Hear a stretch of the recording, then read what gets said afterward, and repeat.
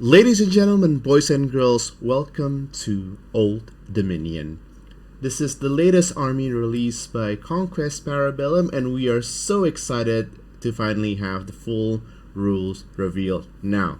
So the Old Dominion Army rules is now available live in the website, downloadable as a PDF, as well as in Army Builder, where you can start playing out those Old Dominion, testing out, checking out the rules, and bring your units. So in this video, I would like to introduce you to the Old Dominion, what is the special rule of Old Dominion, and what will be some of the some of the army choices that they have, both in terms of characters as well as in terms of unit. It's not going to go deep into army construction and army builds, but I'm just going to go through some of the units, because you like looking at seeing in this, units, they have all these funky names and you're not sure what their abilities are. So we can go down those and check them out one by one and tell them what their role is going to be on a battlefield. So before we dive deep into those undead minotaurs, undead Roman legionnaires, and all those funky monsters and beings that they have, let's go through first the special rule that Old Dominion has. So, all regiments and character stands in the army with the enemy vessel special rule gain the terrifying 1 and may not perform an inspire action. However, regiments receive the benefits of inspiration when completing a successful charge or from any other special rules that will allow them to count as inspired. So there's a second paragraph in this one. So let's go first the first paragraph. So they have terrifying 1, which means that any unit in contact with a unit with animate vessel will suffer a -1 to their resolve stats. This is extremely important because now you have a way to effectively reduce the enemy resolve just by in contact with your Old Dominion unit. Now this adds up quite a bit because if you deal damage and then you have to make a resolve test, the resolve will become worse when you're in contact with any units that has this animate vessel. So having this for sort of free is also already very good. The second part is sort of the drawback that they might not perform an inspire action. So what does this mean is that you can't take an inspire and punch action, but if you're charging or you're given any other abilities that gives them inspire, will give them that +1 stats to their clash. Keep in mind that this special ability does not count for take aim. So if you have a unit that is ranged unit and they have the enemy vessel, they can take aim no problem and they'll still receive +1 volley to their stats.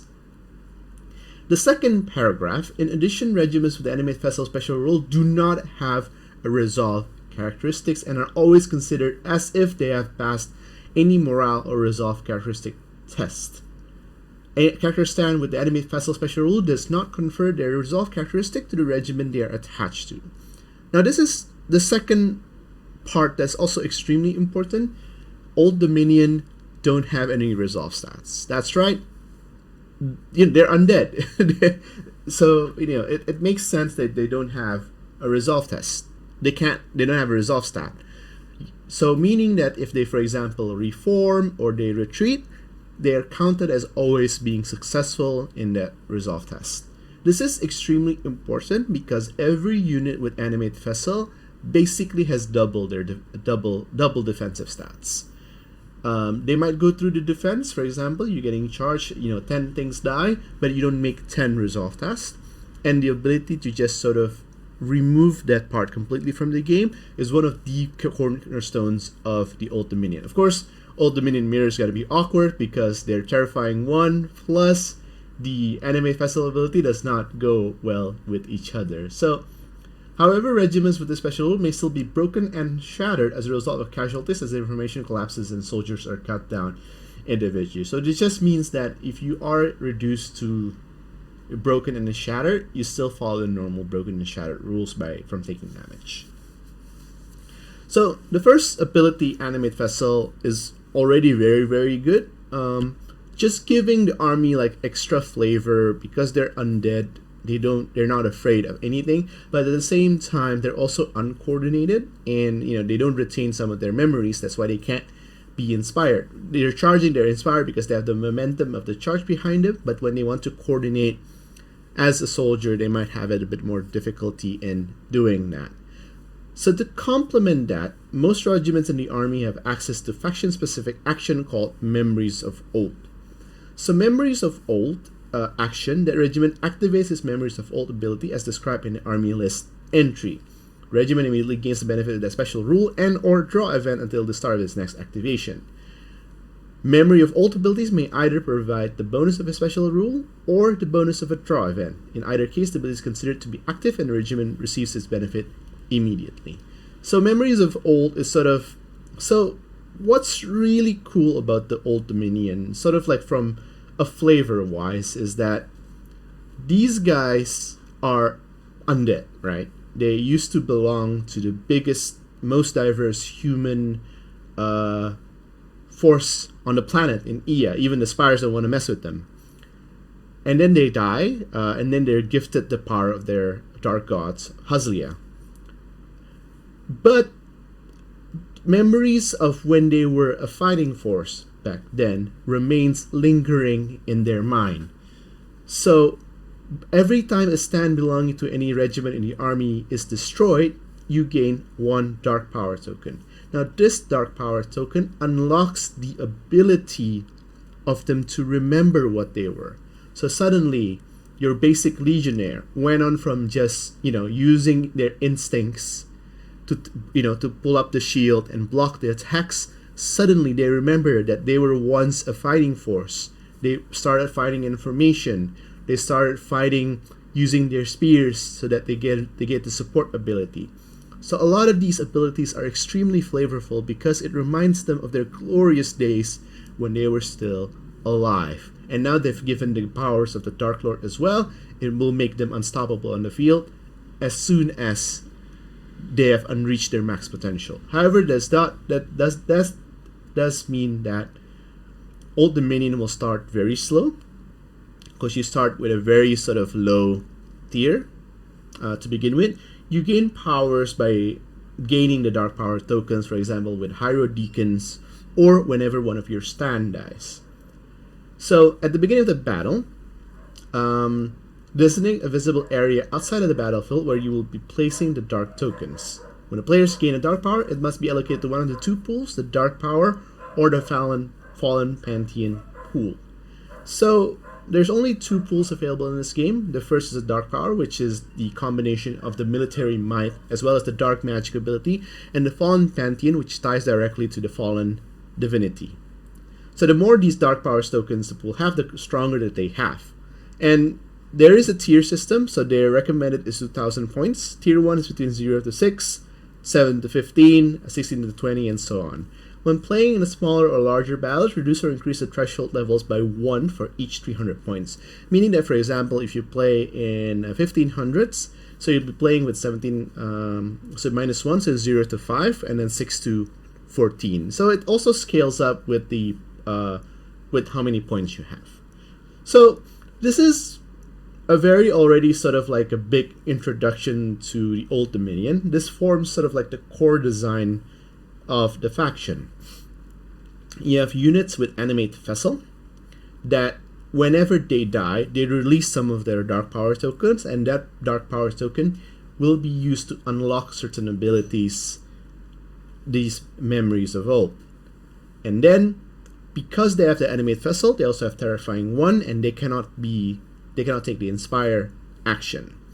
Each regiment that has the Memories of Old may activate it as an action, or, for example, they have it as a draw event, which means that, sure, you might be thinking, Old Dominion only has 1 action because they can't usually do the Inspire Punch, but at the same time, they can do Memories of Old plus Clash, which is still 2 action. You're just not adding the Inspire bonus because you can't take the Inspire bonus. So that's a very fairly I wouldn't call it a short introduction, but it's sort of like how it works from like the army rules perspective. So the next section is sort of just the definition of what each of the Dark Power and Fallen Pantheon does. So the Dark Power pool, when you're at tier 2, you get to use their Memories of Old action as a draw event instead of an action. and is free then to perform 2 actions as normal. So this is, again, pretty huge because then you can get some cost efficiency. For example, you can go memory, and then you can go move and charge, or you can go memory, charge, and clash. So this is instead of, for example, memory and then clash. And tier 3, all regiments in the army may use the memories of full action as both a draw event and their action. And they gave you a nice example here. A Varangian Guard's memories of full ability grants the line breaker 1 and cleave +1. So effectively, if they get both the draw event and the action, they can be line breaker 2 and cleave +2. Now that is pretty huge. Oh, sorry. Line breaker did not stack because it says 1, not +1. My bad. And lastly, in tier 4, they gain an extra terrifying 1. In addition to tier 3 benefits, all regiment in the army benefit from terrifying 1. Any enemy engaged with a friendly regiment with the animate vessel special rule suffers 1 additional wound for each failed resolve. So it's a critical fail on the wound. So as their powers grow, as their power beckons, the dark blessing gets stronger, and then it just cascades down to the entirety of the force. And for Fallen Pantheon, so the Fallen Pantheon specifically has a special ability for their own tier, the Fallen Pantheon tier, and this relates directly with the profile of the unit. So we're gonna talk about it. Let's see, like, so in the next section we're gonna talk about, what some of the units are, what is their main role, and sort of what are we looking at in terms of the leaders and the characters. So we'll see you in a bit. Alright, so now let's talk about the army selection. So in this section right here, I'm not gonna make a sample list. That might be going on for like the next video and how to expand from the Old Dominion starters. So this might take a while to go through, so sit tight, sit tight, and just if you're listening to this, just listen through as we go through some of the options that they have here for Old Dominion. So the nice thing about Conquest in general is that they release all their options already at the start, so the players can get access to every units in the range, and sort of you can make a conscious decision of what things you want to buy, what things are you looking out for, and how you can build your list. So it's already a full set of units from the get-go. You don't need to wait for like releases, etc. So let's go through the characters first. So I'm gonna give you a quick spiel of all these characters first, just to give you what the flavor is. So the Archimandrite is sort of like the typical priest. Archimandrite itself is the priest of the Orthodoxy. So it makes sense that these guys are sort of like the spiritual leader / cleric type that gives you multiple buffs and stuff. So these are sort of like, they have free 6 spellcasters, and they have access to, some spells. You got the Huzlius Touch, which is the heal, Dark Immolation, which gives Aura of Death, Blasphemous Power, which gives them an extra tier to a unit, and Unholy Baptism, which gives you a hit that has Armor Piercing 1. So these are sort of like the standard spellcaster type of character that you have. And with the spells that you have, you get the healing, you get the buff, as well as you get the offensive spell. So they're pretty, you can build them in any ways that you like. They're pretty cool. So if you want a unit that can spellcast, you go with the Archimandrite. I'll skip the Fallen Divinity because I'm going to need time to talk about it. Hero Deacon is sort of the supporting spellcaster, let's just say. His main ability is that he has an access to ability called Dark Shepherd, which immediately destroys one of the units, one of the stands. So this sort of combines with the Animate Vessel to give you a point in the pool that you wanted to do. Of course, the combo with Dark Shepherd is that you also have Archimandrite to heal it back up, and then next turn you eat it again. But this sort of gives you quick access to some sort of like Dark Pact sacrifice type of effect, and then you get those benefits right away and gives you your Dark Pool up and running relatively fast. To also support with that sort of team, it also comes in with the spell of Dark Supplication, which gives you a token. So this is also like so the Hero Deacon is a supporting spellcasters that can give you a steady stream of access to tokens. Keep in mind that you need to destroy someone with Animate Vessel in order to get you the Dark token from Dark Shepherd. Yep. Destroy Stranders Jennifer. Yep. So this is sort of like a supporting spellcasters for the Old Dominion. Onwards to sort of like the military branch, you got the Strategos. Anyway, he himself is sort of like the frontliner combatant.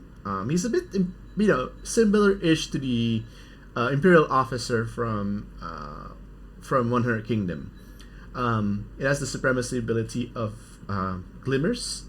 So they may reach tier 4 of Dark Power Empowerment. Normally you can't do that. And then you also gain 1 tier higher as well. And then as well that you got the Flawless Drill when they receive a tier 3. So they can perform a Reform or Combat Reform in addition to 2 actions per round. Informing is a 3 actions. So the Strategos is usually is brought in to bring some of the more militaristic stuff, things like Atanatoy, Prodromoy, and of course the very, very excellent Katapraktoi, as well as the Praetorian Guard. So if you want to like sort of lean in towards the more military aspect of the Old Dominion, you should check out the Strategos, and I think this also comes in with the special sculpt that they have for Strategos. They also have a mounted version. The only differences of the mounted version is that it has, sort of an actual attack. And then, of course, you can put him in a unit of Katapraktoi or the Centaur Prodromoi to give him a bit more sort of, punch. They also come in with Brutal Impact 2 and a bunch of and shield as well. So he's not shabby in combat. Also a movement 8. And then you got the Silly Arc. So it's a fun little comment here in the Silly Arc. I think Silly Arc. It used to be called the Chili Arc, as in chili. So I think that was the playtesting name for the Silly Arc. Okay, to be fair, I don't know how it's. I'm pretty sure that they call it in the stream Silly Arc, Chili Arc, but we call it the Chili Boy here. So Mr. Chili here, he has access to the Obdurate of Bone and Stone. They can also reach the tier 4, as well as, and this is the most important, they may activate the Supremacy ability, allowing all regiments their warband to perform a free clash action. So you get to clash twice for the regiments in his warband. So as with the Strategos, he's leaning towards more of the sort of the militaristic playstyle. So you can bring in the Atanatoys and the Varangian Guard, as well as him having access to, of course, the Legionnaires, and of course, Praetorian Guard in mainstay. So you get access to Praetorian Guards as well, and also bring in the Varangian Guards and the Atanatoys. So this is sort of like more of the beatstick hero. He himself comes with a cleave, an attack of 5, clash of 2, defense of 3, so it's not too shabby as well. So evasion 1. So, and then the last one. So the Fallen Divinity is, I would say, probably one of the coolest design that they have in a rank and flank system. It's a unit that comes in early. It's a monster. It's a fallen god that manifested on Earth, well, on Ea, and then as slowly as it absorbs more power from the dead that's being released, the powers of the dark gods is being released, and then it absorbs the power, it becomes so much stronger. So let's take a step to really look at this Fallen Divinity and see like what is this thing? All right. So first of all, it's a monster. It's also a light monster. It's also a light monster that has flank, which means that turn 1 it will come out. 300 points, so you are spending a big chunk of your army on this one model. And of course, with the surrounded by fear and dead men, it says that it must always be the warlord. It's a regiment by itself, It can perform 2 actions per activation and has access to all out of combat and combat actions. In addition, the Fallen Divinity may also use the duel action and may not refuse to duel from any character stand. However, the Fallen Divinity is not affected by the effects of the Dark Pool, may not join any other regiment, and does not include a Morsel regiment to enter the battlefield. Does not include any regiments in this warband. Okay, so let's take a step back and understand first this rule, right? So first of all, it's a monster, it's a regiment, it's also a character. So there are a lot of rules that we sort of needs to be changed a little bit, or at least be explained a little bit, because things like, for example, a character cannot come out on a regiment by itself. That's why they have the rules of may not join a regiment, does not need to include a monster regiment, and does not need to include any other regiments in its warband to sort of bypass the rule that it can just come out by itself. It's also a character, which means that it has access to all out of combat action and in combat action, plus it has the ability to also duel. Duel with this thing, oh my god. So it's interesting. Let's take a look at that. All right. So enough about the Surrounded by Fear and Dead Man. Let's go through its abilities first. Coming in at tier 1 with a slow ass movement of 4, clash of 2, attacks of 6, wound 10, defense 2, and evasion 3. It's not gonna impress anyone. When this comes out at turn 1, it's just gonna slog across the battlefield until it can get something.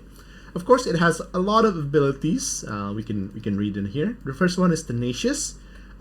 Ignore 1 defense roll. Extremely huge, keeps it top. You don't. If, for example, you fail a lot of dice rolls, you take 1 less. This is extremely important. Also comes in with Blessed. So again, defensively speaking or offensively speaking, it can reroll all failed defense rolls plus the Tenacious. It can survive a lot of punches. It also has Cleave 1, Flank, as I fanboyed earlier, so it can come out on turn 1. Enemy Vessel, so that just means that it also has Terrifying 1. It can't inspire, and when this dies, you get a token, but when it dies, there's no more Fallen Divinity Pantheon pool. Doesn't matter.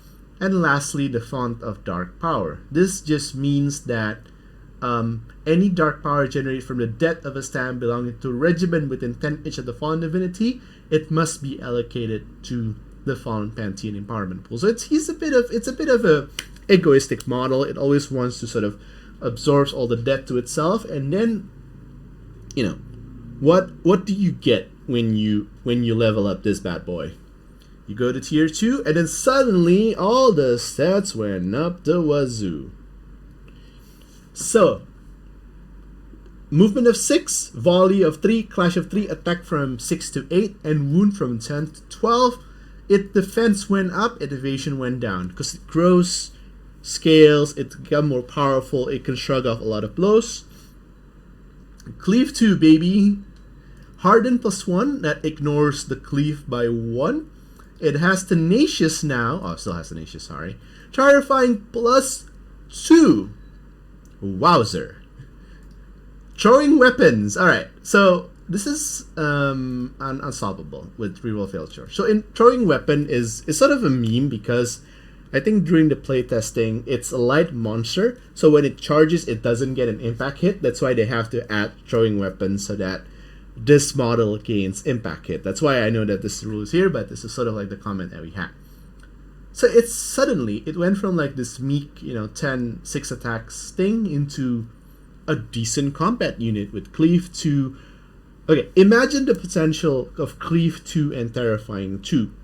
You ignore 2 points of the armors, and you also ignore 2 points of the resolve. That 8 attacks you swinging it with Blessed if you want to have it. Wait, it still has Blessed with the Inspire from the charge, meaning that you do 4 hits first from the impact hit, and then you do a further 8. So 8 plus 4, 12. So that's a potential of 24 wounds on the charge. And now because it has a movement of 6, it can be in a position where it deals the most damage as well. And because it also has things like Harden +1, that means that, random things that can cleave it will not be cleaved, and it also has now defense of 3, which is better. And then lastly, of course, in tier 3, it becomes extremely scary. You got Brutal Impact 3, which ignores 3 points of defenses when impact hit. Cleave 3. Harden still has +1. Terrifying +3, my goodness. And 12 attack, 15 wound, 4 defenses, and clash stats of 4. And also movement of 8. Wowzers, right? Also, I mean, I don't want to go too much details into this, but just sort of like, just imagine the possibility, if you would entertain me a bit. With Fallen Divinity, you can also give him a little bit of upgrades. For example, you have things like, not Exposed Weakness. Is it Implacable? Yeah, I mean, Implacable. He also gains Linebreaker +1. You can also bring things like Aura of Malice, gains a dread, so enemy cannot inspire. Untouchable as well, so when you charge in a unit with support, they don't get benefit from it. Look, you can add a lot of Dark Blessings into the Fallen Divinity, but just in its shell, you already have this monster. Pun intended. So, the Fallen Divinity, yes, it is the first character warlord model that costs a lot of points, but at the same time, it also represents your biggest combat unit.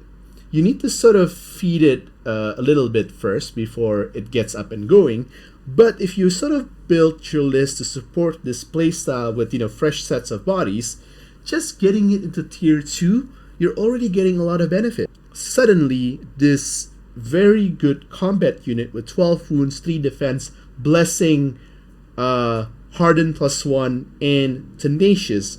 Suddenly, wow. Like, I'll tell you guys, this is probably the first list that I'm going to be building. I know that I'm also pre-ordering the starters, so I'm going to start with the Yaboy Archimandrite and also getting the Strategas as well. But hey, once this Fallen Divinity comes out, well, even before it comes out, I'm going to proxy it with my Abomination and see how it goes. So yeah, those are the short introduction to the 4 characters of Old Dominion.